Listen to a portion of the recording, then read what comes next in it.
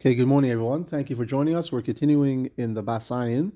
We're beginning Parshat Miketz. We're going to learn the piece that ties this week's and last week's Parsha to Parshat Chanukah. So the piece begins, Vahi Miketz Shnesayim Yomim Upara Cholim. B'Seif Orach Chaim, so the Ayin quotes the Orach Chaim HaKadosh, Diktek, Kivin Shu HaSchola Se'inyan, since really the dreams of Paro is like a new Inyan, a new topic, and it should have started that Paro began to dream. By saying Vayhi Miketz Shnesayim, it seems to be its continuation from last week's Parsha. Therefore, the Ayin wants to explain with the following concept: What is the Musar? What is the pasuk trying to teach us? As we know, the Ayin is very busy in all the psukim to learn not just the Parshat, not just the Remez, but what is also our Avodas Hashem. What is the pasuk teaching us on how to improve on our Avodas Hashem? The Ayin explains that since this is a continuation from last week's Parsha, the Torah wants to teach us something relevant, specifically from the Sar HaMashkin and the Sar Oifim. V'loma pasa Yosef lezel l'toiv v'l'sheni l'hefech. How come Yosef HaTzadik interpreted the Sar HaMashkin's dream l'toiv, that he will live, and the Sar Oifim l'ra? Now we know that kol hachaloim is holchem achar pisroinoi. All dreams go after the way you interpret it. So the Ayin explains, yeah, it's true, there's different mafarshim why the Sar HaMashkin lived, but at the end of the day, Yosef HaTzadik could have interpreted both dreams to be good, and they both would have been mekuyim. Or the opposite, he could have interpreted both dreams to be bad, and they both would have been mekuyim l'ra. What specifically was the reason, says the Basayim, that Yosef HaTzadik chose to interpret the Sar HaMashkin's dream l'toiv and the Sar Oifim l'ra? So the Basayim is going to learn an incredible musar and an incredible idea how through the Sar HaMashkin's dreams, Yosef was able to be mesaken the Avera that brought him down to Mitzrayim. Hine Amr Chazal, Klal Golda B'Torah. We know there's a famous rule in the Torah, Mitzvahs Aseh V'Yehavta L'Recha Kamocha, that you have to love your friend like yourself. U'Mitzvahs Aseh Zuhi Tzorech HaTfilo Shetzorech Odom Lekabel Al Atzmai Mitzvahs Aseh Zukodim HaTfilo. There is a concept in Kabbalah, in Hasidus is much more prevalent. In general, this idea is always very important, that before you daven, you say, V'yahavta l'recha kamocha. I'm accepting upon myself this mitzvah. The reason for this is when you say V'yahavta l'recha kamocha, as we're going to learn, you are becoming one with everybody, with Gans Klal Yisrael, with your entire minyan, with your entire kihila, and that's going to help you tremendously.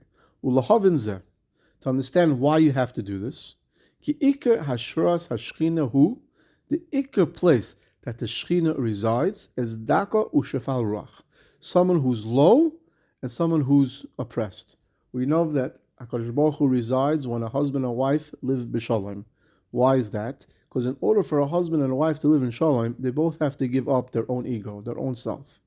We know that HaKadosh Baruch Hu also is with someone who's oppressed, someone who is being chased.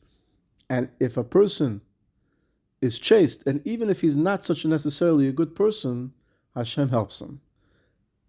In addition, someone who's be'achtos, Hashem is together, even if they are Rishon, but since they're be'achtos, Hashem is with them. Why? Because the only way you could be be'achtos with other people is if you give up your own self. There's no me, there's no you, there's no him, there's no her. We're all together as one. We know that there's a famous Maisa with the Beis Yosef.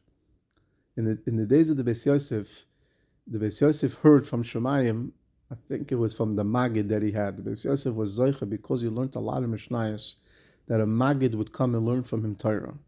How this exactly worked is not clear. I don't totally understand it. The Magid entered his neshama and spoke through his neshama.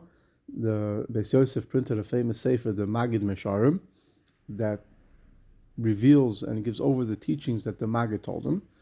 And one of the things that he told him was that in the days of the Beis Yosef, there were three people that had the schus from Shemayim that they could have written the Beis Yosef, the Shulchan Aruch.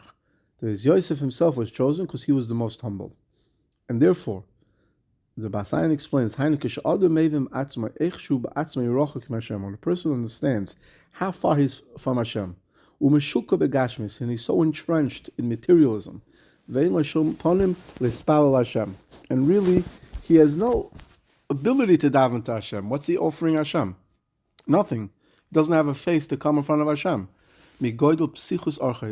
From the great lowliness of his worth. He can only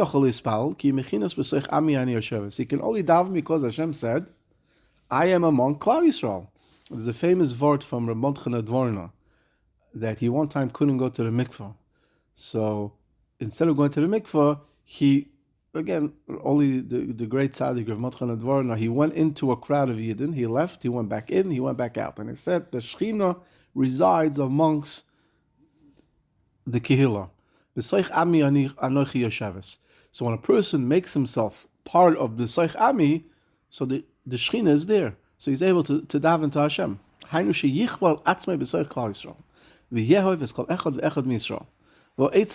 how do we do this?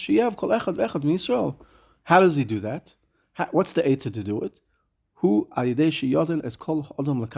the Bas Ayin is starting to build up his explanation on the two questions that he had. Number one, why did the pasuk begin Vayhi Miketz Shesayim Yomim? And also, specifically, why Yosef chose the Sarah Mashkin's dream to interpret favorably and not the Sarah Oifim. So the Bas Ayin starts to explain that our job every day is to include ourselves to be one with the Kahal. How do we do that? By judging people favorably. Through judging people favorably, a person can come to this concept called neshikin. When a person kisses somebody, they become one with that person. The best way to understand it is we know the concept of how do we have mikvahs today. When you go into a mikvah, the mikvah is huge.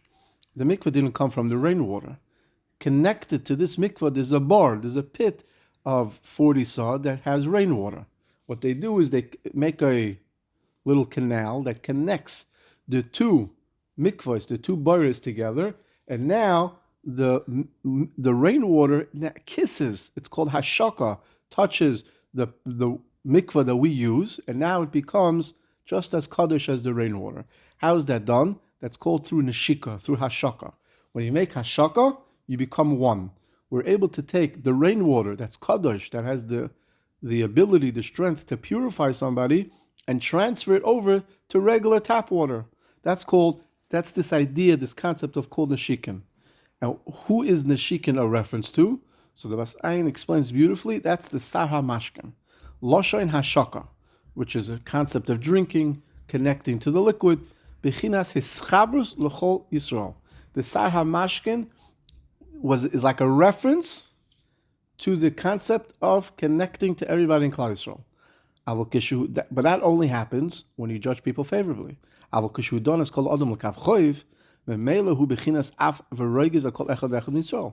are you judging somebody not favorably? Because you're angry at him. There's anger. If a person is b'shalom, you're going to judge somebody favorably. And that is a reference to Sar HaOifim, right? I don't want to use the English terminology, play on words, but the Bas Ayin takes the word Sar HaOifim to the root and explains that is a reference to people who are ba'af. Could be this fire, af, anger, cooks the bread. Okay, that's already hecher in yolam. Loshen af, bechinas pirud. And therefore, bechinas zu nishal Yosef HaTzadik. The Bas Ayin explains that Yosef HaTzadik failed in this specific area. He did not include himself among his brothers. He judged his brothers as we know. He went to his father, he went to Yaakov Avinu, he thought they were doing something wrong, instead of going to them, instead of trying to judge them favorably, and that caused a period Beinoi ben Achav. And that's what happened to him. Therefore, Yosef HaTzadik was constantly working to fix this trait for Yosef HaTzadik of a mashu ulizdabik bebechinas Sar HaMashkin.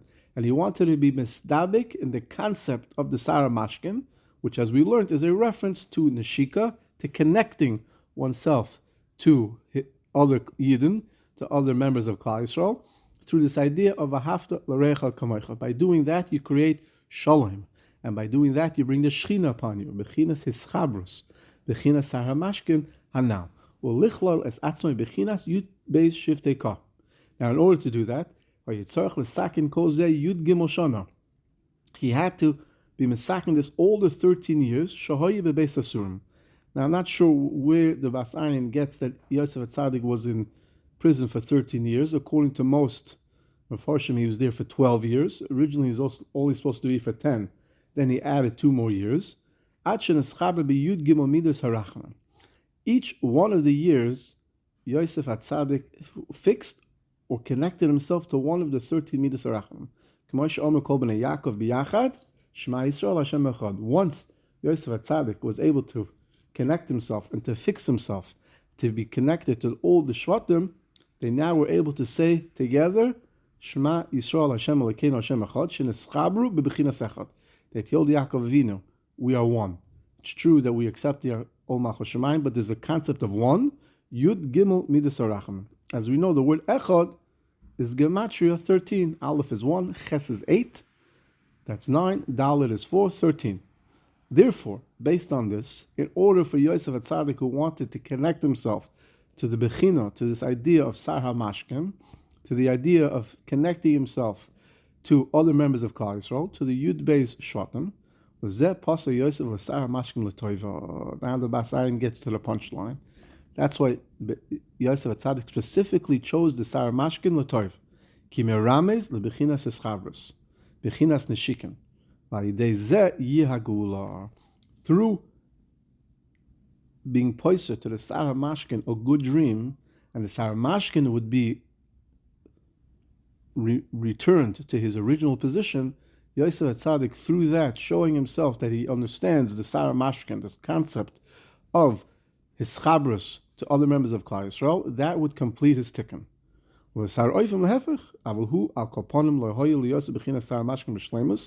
But ultimately, Yosef Atzadik did not have a complete tikkun atashlam yud gim mishon kanal. Therefore, since he did not get finished all the 13 yud gimel midos, he had to wait another 3 more years. That he was still in this concept of forgetting Yosef Atzadik, Miketz shnasayim yomim, until it came to the end of the 2 years. So the Bas Ayin explains beautifully that really this pasuk is a continuation, because even though Yosef Atzadik connected himself to this concept of the Sar HaMashkin by interpreting the Sar HaMashkin dreams favorably, which manifested his understanding that this is the right way to serve Hashem, to always be biyachad with other members of Klal Yisrael, to always judge people favorably, he still needed another 2 years. He needed still to fix another 2 midas of the Rachamim. Hainu sheneshtalim v'nitkon shleimus hayomim v'shalom kanal.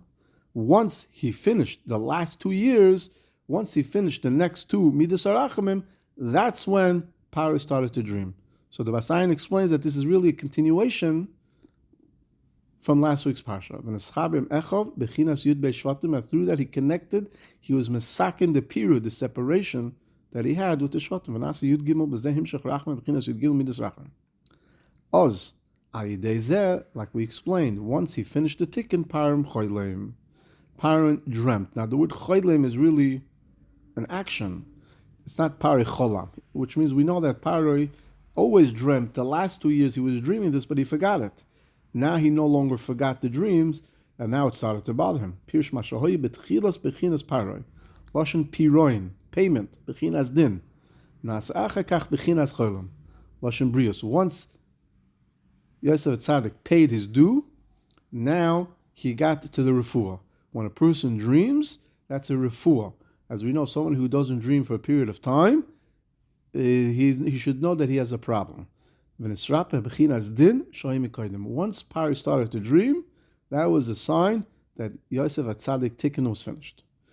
So the Bas Ayin explains that from this pasuk, Vayhi Miketz shnasayim yomim upar choylem, we learn an important yesod in avodas Hashem. Through the interpretation that Yosef Atzadik gave to the Sar HaMashkin, Yosef acknowledged that he had a that he did something wrong. Afilu Yosef at Tzadik's level, mamish of a mashru. There was a period, there was some sort of machlokes between him and his brothers, and by specifically choosing the Sarah Mashkin to interpret favorably, he showed that he understood that this was the correct method in serving Hashem. V'hafta l'recha kamoicha, which is represented, as we explained, in the concept of neshika, hashaka, by connecting two things. You can take something that's impure, the mikvah that we use, and make it pure by connecting it to the rainwater. So too Yosef HaTzadik understood that if he connects all the members of Klal Yisrael together, then even those that are on a lower level can connect to the tzaddikim, and through that they can have their tzilas miskabel. That, says the Ayin, is all connected also in the concept of Chanukah. That's connected to all the 8 days of Chanukah. Chanukah. Hainu, sh'ayidei bechinas achdus kanal, through the concept of achdus, bechinas echod, bechinas chofhei ason d'shma Yisrael. The Chanukah is made up of chofhei, right? Is chofhei. Chofhei is also a hint to the 25 letters of Shema Yisrael, which, as we explained before, not only shows the oneness of Hashem, it shows the oneness of Klal Yisrael. Nizgal v'nishba rav chesed mimidas shminis hayud gimel midas arachmim. It's also a hint to the 8th midah of the Yud Gimel Midas Arachmim. So if you go through all the Midas Arachmim, we're not going to go through all of them, but if you start from Rachum, right, it starts really from Kel, Rachum, V'chanun. The sign is, you can explain in a second, you really have to start from Rachum. So if you count Rachum being the first one, Chanun being the second one, you go all the way to the 8th one, which is the 9th one beginning, but the 8th, that is Alofim. That's the Midah of Alofim, the reason why we count from there, Midas Kel Hu Shorish LaMidas. Midas Kel is like the main Midah. That's the beginning. So you have to not count that as one. Right? Because Hashem has 13 Midas Arachim, but Kel is the most, because he's the king. The king does what he wants. Midas Shminas LaLafim, Shehi Bechinas Aleph. The word Alafim is a concept of Aleph. We know that if you take 1, 10, 1,000, 10,000, 50,000, it's always the same root number. V'gamhi miloshen hischabrus, miloshen life. The word also is a concept of connection from the word laf. Laf is a play on the word of tefira, of sewing. Sewing connects two different parts of begadim to one.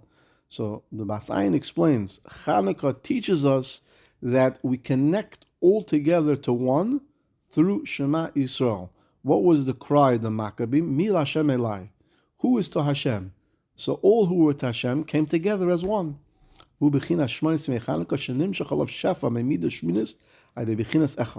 shefa that is generated from this concept of oneness, that comes from understanding the 25 letters of Shema Yisrael.